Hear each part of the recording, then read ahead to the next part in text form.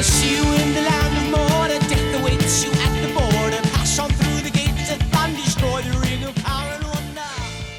Hey, Lord of the Rings gaming fans. Welcome back to the channel. Today we're going to be looking at part 2 of the series Armies of Eriador. Try and make this shorter than the last one. And I did look online, and you can find this article online, which is good. So in part 2, we're going to deal with the Lost Realm of Cardolan. Middle-earth Role-Playing did a really good job of portraying that kingdom, because all we have, other than Tolkien's words in the appendices at the end of Lord of the Rings, and a mention in Fellowship of the Ring by Tom Bombadil, that's all we have to go by. Tolkien did not go into much detail about the lost kingdoms of Arthedain, Rudar, and Cardolan. And it's just, I always wanted to know more. Now, Middle-earth Role-Playing, they had Mithril miniatures. I'm not sure if they're still making these. I remember seeing these. I should have bought them long ago. But then we have King Ostohor of Cardolan, who is this guy right here. So they're looking at Cardolan in the 1400s when it's still an intact kingdom. Easier to access the military power of land through real-world observations. The standard MERP setting is always the 1640. Due to the diverse social structures occupying the territories of former Cardolan. Cardolan just didn't roll up and die after 1409.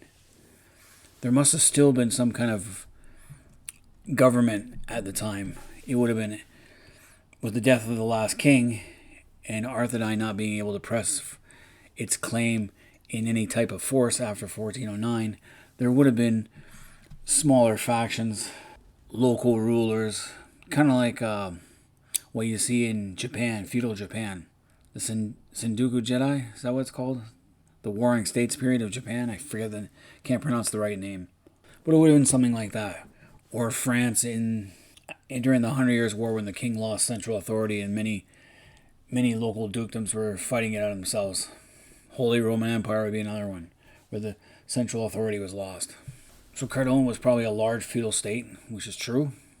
And its troop types are probably similar to that of the Arthedain, but it wouldn't be as well developed or as good.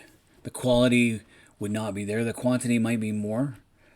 I believe Cardolan had a bigger population than Arthedain, but that it was not as well developed just because of internal rivalries and such. So its yeomanry is underdeveloped. Consequently, its armies are notoriously short on missile troops. Indigenous royal and baronial armies primarily composed of non-mounted infantry. Even in England, during its weakest periods, the barons exercised a lot of influence. Scotland would be another great example, where they used to elect a king out of the great Mortimer's, which later became the 7 great earls of Scotland. Poland, where they elect a king. So Cardolan would resemble a feudal society better than Arthedain. Taking a look at the description of the political schemes in Cardolan as portrayed in Arnor, the land and the people. The land is divided among the great lords. Now, supposedly there are 7 great lords. 7 seems to be a mythical number in fantasy books. But you have you have the Ether Gwathlo, Garithlan, Dol Calador, Dol Tinereb, Ferador, and Tyring Gorthad up here in the north. Now, the king would have some lands, probably around the capital of Mitraith and around Tharbad. This one gives him more land, but the great houses would control most of the resources of the kingdom. So the power of the Cardolani monarch would be nearly non-existent, as he'd have nearly no source of revenue or manpower to make politics or war. He could control the city of Tharbad, but again, Tharbad being its own political entity, especially after 1409. So it does mention the Holy Roman Empire as the monarch could enjoy a relatively strong influential position, mainly because the emperor also had his own holdings. And it would take a strong king to weld all these unruly barons, get the horses to pull the same cart type idea. So a balancing factor might be the cities, which would generally support the king against feudal lords, Tharbad being the biggest one. Because Tharbad is really the only city worth mentioning. And Middle-earth Role-Playing has Tharbad at a population of 21,000 people. And that's shortly after the Great Plague. And it makes sense it would be a bustling city. It's right on the crossroads of the north-south road, where you have to ford it, so you have to be a bridge, kind of like what a skilliath is, type idea. And though it doesn't say, it's probably possible for, if not ocean-going ships, to come up there to berth of the quays. They could get so far and then come. There'd be a lot of river traffic coming out of Rudar, down the river through Tharbad, down to what they call the Ether Gwathel Mistalande, or Siduri as it's later known. So the Gwathel would be an important trading route itself, the river, and then of course the north-south road. So in this case, I think the king would control Tharbad and the surrounding areas, as well as the capital they made in Mitraith. That's a totally MERP creation, as Mitraith is a more centralized, but totally undefensible. And like I said, you can see here, you can see the Mithiel and the Gwathel come down right through Tharbad, all the way down to the coastline. Easy way to trade with Gondor. By boat, as long as the sea lanes are protected, and until 1420, the sea lanes are protected. Gondor's navy is very powerful at that time, until Castamir loses the civil war and his sons take over Umbar. And then you have the Corsair threat. That's when the sea lane becomes less viable, and the north-south road is still viable all the way up until Syrian and the Balkoth raids, the Balkoth invasion, around 2500 of the Third Age, and then the Rohirrim take over. But by then the North Kingdom's already gone.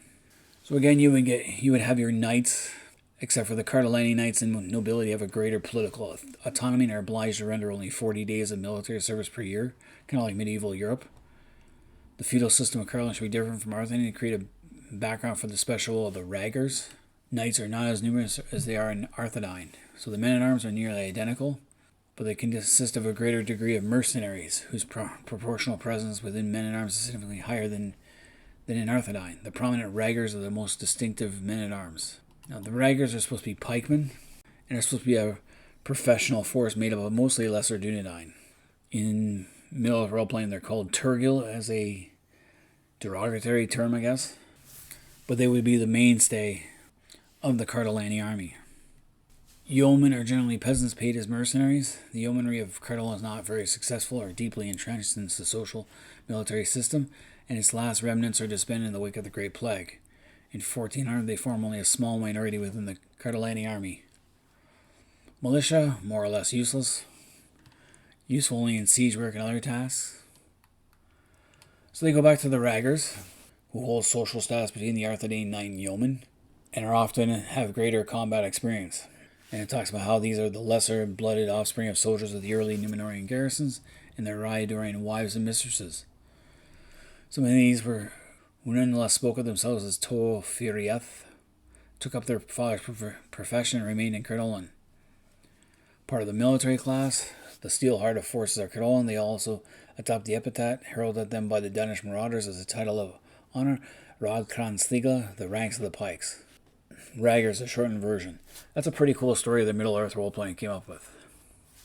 And it makes total sense.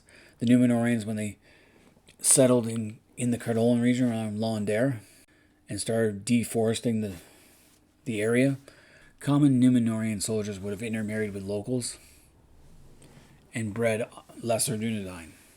And we have that the knightly orders never really became a thing in Cardolan. Middle-earth role-playing tries to emphasize that Arthedain and Cardolan are two different types of people. The Arthedinians are more conservative in their elven in their outlook, while the Cardolani are more mercantile and worldly, more closely akin to the Gondorians. They try and make that distinction, while Rudar is more rougher, unsavory. So it gives the feudalistic approach, how they only need 20 days of service. Men of the Cardolani king around 1400 would conduct a similar strategy of employment as the English kings in the 100 Years' War. This system was called indenture, meaning that feudal lords were paid for their services like mercenaries. And only the elite knights and feudal lords are composed nearly entirely of racial Dunedain. As already detailed, the Raggers might be labeled as lesser Dunedain. Each noble would also have their own personal bodyguard or retinue, kind of like the great Earls of Scotland had their own personal retinues, or tails as they were called in the Highlands. Small contingents of baronial and royal guard companies. So Cardolani monarchs would recruit mounted mercenaries from Romania, and some of whom eventually settled there. And they're making the assumption that just like the Italian mercenary companies numbered up to 10,000 men, out of a population of 12 million, a ratio of 1,200 inhabitants per mercenary in a company of that scale emerges. Mercenaries can only survive in an economic situation adequate to their numbers. So in Third Age 1400, out of a population of 2.4 million, there would be mercenary companies that are 2,000 in size. While by the Great Plague, when there's only 846,000 people living there, you might have a mercenary company of 700. Middle-earth role-playing has even less. After the Great Plague, the Raggers form a mercenary company, and there's only 100 of them. Mercenary companies are quite small. And it mentions that they think that the mercenary companies are small, but then again, money would be all about how much money there is. So an average company size of about half the maximum should be fair. Therefore, the companies in 1400 should average 1,000 strong. Perhaps 5 companies of this size, 1 large and 10 to 15 smaller ones. In this way, 10,000 to 14,000 professional mercenaries would exist in Cardolan. Certainly not too many for a population of nearly 2.5 million. This view fits well with data published in So when they say ATP, that's Arnor the People, where we read that Cardolan was enjoying fortunate times for mercenary companies for about 350 years before TAFI 1400. That's when the internecine wars, and that after the Great Plague, companies should total no more than 4,000 to 5,000 total. The Navy. Cardolan would also have a small navy, because when you do look at Cardolan, it does have a coastline from where Launder is, or Mistalande. From here, Mistalande, all the way to the tip of the Aran Vorn in the Baron Dune, there is a coastline. And there's also a long river up from the Angle down to Mistalande. There's the Guathlo, so you would need to patrol that. So it does make perfect sense that Cardolan would have its own navy. Now, they're not going to have a huge navy simply because Gondor is friendly. Umbar is controlled by Gondor. The Elves of Lindon are not going to start becoming pirates. And only an occasional pirate might come that far north. Now, Thieves of Tharbad mentioned 6 small galluses, mainly used for river patrol. And it might number around 10 to 12 ships stationed in Tharbad, Mistalande, Siduri, or Annan. Navy is very expensive, and that would show off your wealth. But at once the collapse of the kingdom after the death of Ostohor, no lord of Cardolan would care to maintain a navy, and such ships would be sold or fell into disrepair. And then Gondor takes control of the naval duties. Gondor would have an active presence in Tharbad simply to keep open the trade routes. Alright, I mentioned this other times how there's not much need for a military. Other than excursions into Rudar or maybe into Dunland, there wouldn't be a huge army presence. But once Arnor splits up in 861, they start rearming. So the Second Northern War of 1409, central authority collapsed, and from 1409 to 1640 represented only a theoretical potential, since no uniting action within Cardolan would exist. The fall of several Dunedain principalities poses an acute problem. Sarah Lane, for example, had a tribal culture whose military was organized on different lines. So they used after the Second Northern War in 1409, they estimate that 80% of the Cardolan military collapsed, and many of its lords and nobles also died. It's kind of like when King James IV died in Scotland. Many of his lords also died in that battle or were taken prisoner, and it leaves a lot of young kids in power, and there's a huge power vacuum. Same would happen in feudal Japan. So certain areas would collapse. The Ether Guathlo, it was one of those in Middle-earth role-playing that collapsed, and tribesmen took over. The tribesmen of Sarah Lane. Eriador also collapsed and lost its Dunedain monarchy in the civil war that followed the death of the king, and the Northmen mercenaries took over because they had settled along the border.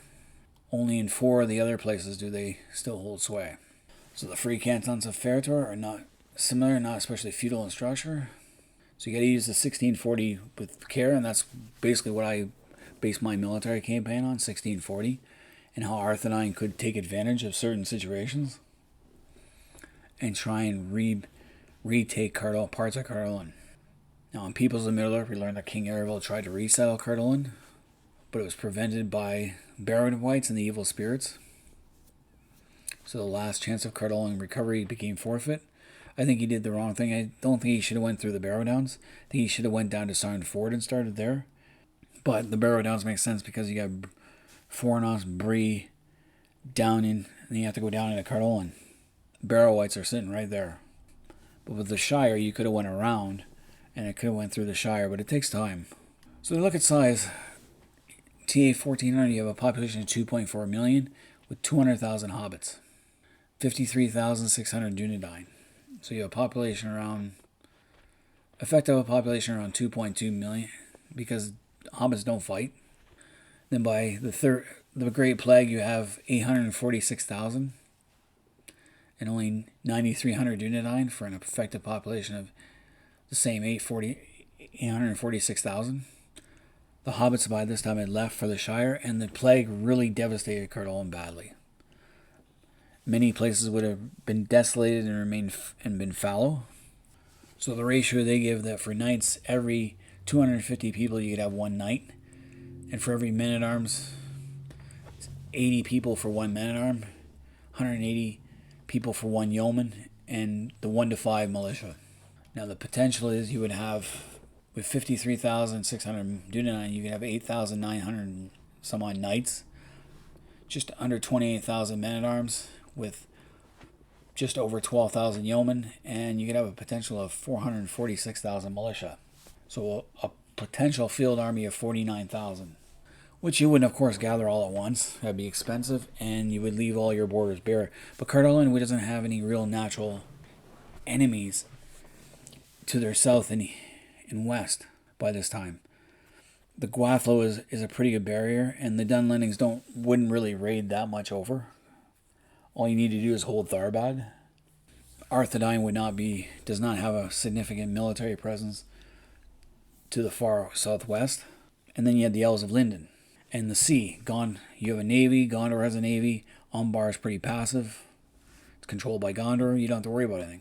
You just have to worry about your northeast, from the angle at Rudar and up from Amansul across the Lone Lands to the last bridge. And of course the Arthedain border too. But by this time in 1400, you're at peace with Arthedain, and you're allied with them. But after the Great Plague, you only have 9,300 Dunedain, 3,400 knights, 10,600 men-at-arms, and 169,000 militia. So without central authority, you're not gathering a huge force. Now in the Cardolan book, they do mention how you could theoretically muster 5,500 professional warriors, raggers, and militia and mercenaries, but that would be an average army size. The Cardolan uses in his campaigns around 1,350 to 1,400. The average strength would be about 1/6 of the theoretical strength and below the average percentage for the Arthedain army, which is 1/4. Not all knights are going to be racially Dunedain, so we go with the actual Cardolani campaign strength of 1,500 knights, 4,600 men-at-arms, 2,100 yeomen, and with 6,700 militia. So you have a strength without militia of 8,200. With militia, just under 15,000. I wish they had gone back and done another time period, like 1250 in 861. I would like to see what Cardolan was like before the Northern Wars, when they were still fighting their little brotherly love wars, the Internecine Wars. So the 1409 war had Cardolan supporting Amansul and Arthedain holding the fortress and maneuvering in the open. It was stereotypical. The army that Ostoher, they changed the spelling of the names from one book to the other when they redid the second edition, which is maddening. So his army might not have been more than 10,000, because neither he nor Argeleb expected the massive numbers that being mobilized by the Witch King. After the first defeat, Ostoher retreated with losses and called for reinforcements. When these arrived, his army could have been stronger than before. but he had no time to array them properly or develop a workable strategy. He was surprised again in the Barrow Downs. This is all MERP creation, because Tolkien mentions that the remnants of Cardolan was ravaged, and a remnant of the faithful among the Dunedain of Cardolan also held out in the Barrow Downs or took refuge in the forest behind. So it says that they held the Barrow Downs, but couldn't do much else to influence the raiding parties that Angmar probably sent across northern Cardolan. But I like to think that Angmar followed up its victory at Valmansul and sent an army part of its army to pursue them. It makes perfect sense. You would detach a corps, let's say, to pin down an enemy force, and while your main army pursues its main objective. This happens many times in combat. The American Civil War is a perfect example, where they would drop off a division to keep watch over an area while the main army kept marching. Lee's Antietam and Gettysburg campaign, as well as Bragg's campaign into Kentucky. So weak central leadership with ill-chosen strategy and the Wix King's explicit primary goal of destroying Cardolan's forces led to total disaster. 80% of the army was slain, another 10 to 15% so badly wounded they were crippled for the rest of their life. The fiasco of this campaign was also the swan song for the Raggers, and it breaks Cardolan's military backbone, and now everything after that is a pale shadow. It takes years to replace. With the death of the king and his sons, because again, not learning their lesson, the sons went to battle too. But I think the one was not supposed to. And they chose a military leader, a Canotar, was unable to fill the power vacuum. Only a few decades after the war, each herd did as he pleased. Many examples of this in history, where a king has died and there's no heirs, civil war erupts, or when there's a child ruler on the throne without a strong authority, a regent. These things happen. Thieves of Tharbai went in more detail with the Army of Cardolan than the Lost Realm of Cardolan book did, and I'm glad they put it all together in the Arnor books. They had a chancellor who tried to strengthen the army, and that Cardolan had a standing national army, which is probably not true, but it's a good attempt. Now, tactics, Raggers are basically like Swiss pikemen in the late 14th century, and the famous Macedonian phalangist. Basic technique was protecting the flanks of the Ragger phalanx while the pikemen advanced and sought to break the enemy. So it would have tremendous discipline and training in their phalanx formation. Arms and armor, go with that. Typical armor. The one thing about Lord of the Rings, and this article mentions it, is the fact that there's no real progress. Chainmail became the epitome of armor. Even the most talented craftsmen in Middle-earth and Noldor and Nalgrim, the dwarves never contrived anything better than mail. From the battles of the Silmarillion to those described in The Hobbit and Lord of the Rings, the dwarves wear chainmail. So there's a lack of military development in Tolkien's world, and it's true. I think only at the end, when Saruman uses probably gunpowder to blast a hole through the Deeping Wall, and I think Sauron does the same thing in the outer defenses of the Pelennor. But Gandalf never took the idea of using his own fireworks and using them as like a rocket troop that the British developed during the Napoleonic Wars, or what the Koreans did with. They used to put fireworks on arrows and launch them like in a huge battery.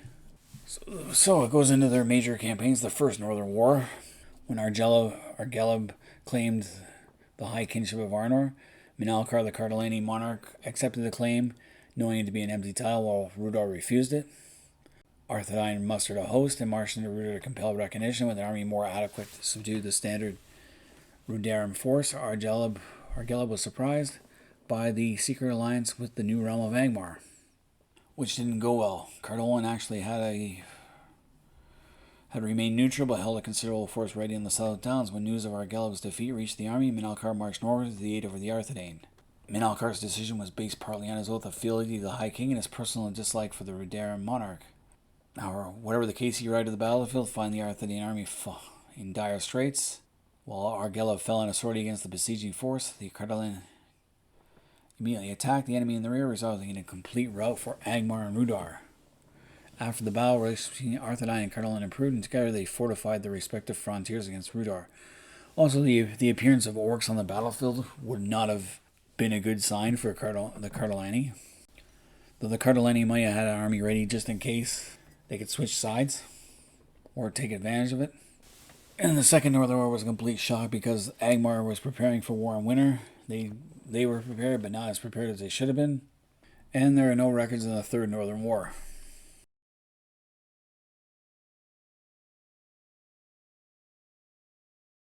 So it's quite interesting. Like I said, I wish they had gone a little deeper into the Cardolani military potential in other years, like before 1400. Would have been really cool.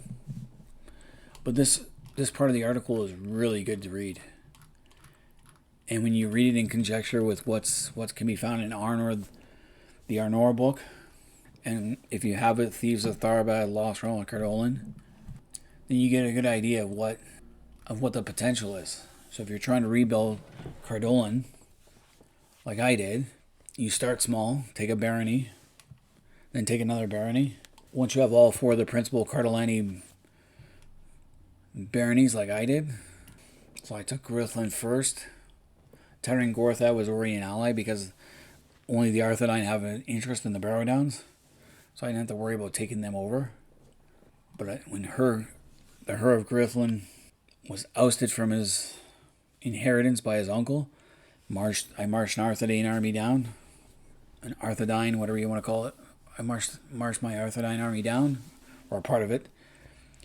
Took Grithlin, and once I consolidated with my power in Grithlin, with the new Hurricorian, we launched the Grithlin troops from the south, Arthedain from the west, Tethering Gorthad and Arthedain from the north, and took over Dol Tinarab. Once I had 3 baronies under my control, it was easy to get Dol Calador on board. Take them out pretty quick. Just offer them seats on the King's Council to counterbalance the 7 great lords of Arthedain. Perfect solution. Offer all the mercenary companies a chance to get paid regularly, more status and maybe lands of their own, and give them the option: either you join the new national army or you're gone. Something along those lines. But anyway, that was part 2 of Armies of Eriador. All you Lord of the Rings fans out there, let me know what you guys think of Cardolan. Was their portrayal accurate? Did it make sense? Would it make sense even in Tolkien's world?